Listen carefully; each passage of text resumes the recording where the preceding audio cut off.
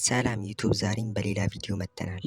ዛሬ ደግሞ የምናየው ለጀማሪ ካፕከት ኤዲተሮች የሚያስፈልጓችሁ ጠቃሚ አፕሊኬሽኖች እና እስከነ ጥቅማቸው እና ካፕከት ፕሮን እንዴት እንደምታገኙ በዚህ ቪዲዮ አሳያችኋለሁ። እንደዚህ አይነት ጠቃሚ ቲፖች እንዲደርሳችሁ ቪዲዮን ላይክ፣ ቻናሉን ሰብስክራይብ በማድረግ ቤተሰብ መሆን ትችላላችሁ። በመጀመሪያ ደረጃ ፒንተረስት ነው።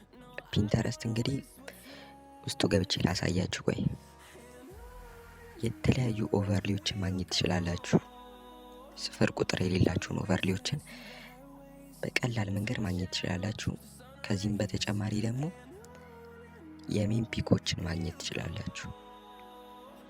ይጋዩ ሜን ፒክቸሮችን ማግኘት ትችላላችሁ። እንደነዚህ አይነት ማለት ነው። በሁለተኛ ደረጃ ደግሞ ዊንግ ነው።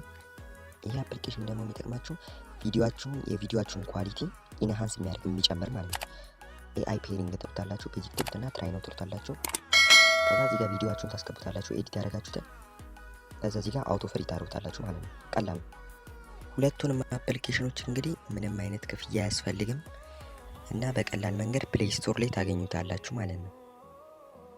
እና ሶስተኛ ደግሞ ካፕከት ፕሮ ደግሞ ሰሞኑን አልሰራ ላላችሁ አዛ ላረጋችሁ ሰዎች ይሆን ይደርሽላችኋል።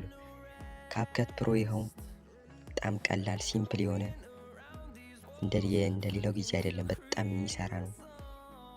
እና ይህንን ካፕከት ፕሮ የምታገኙት ያው ቻናሉን ሰብስክራይብ ቪዲዮ ላይክ አድርጋችሁ እና ኮሜንት ላይ ቻናል የምትፈልጉ ብላችሁ ጻፉ። እኔ ሊንኩን ልክላችኋለሁ ማለት ነው። እና እስካሁን ድረስ ያሳያችሁ ይህንን ይመስላል። እና የተለያዩ ቱቶሪያሎችን ማየት ከፈለጋችሁ የሪቨርስ ኤዲት እና 4K ኳሊቲ እንዴት መስራት እንደምትችሉ እዚሁ ቻናሌ ላይ ለቅቄላችኋለሁ።